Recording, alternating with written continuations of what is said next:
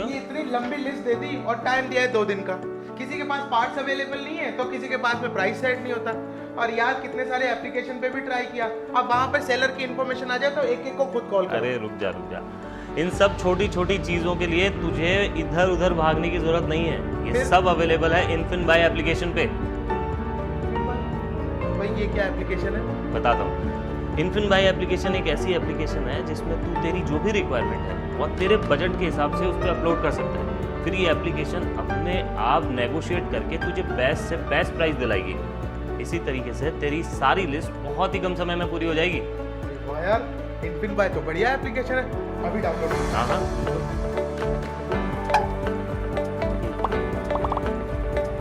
ठीक है ना?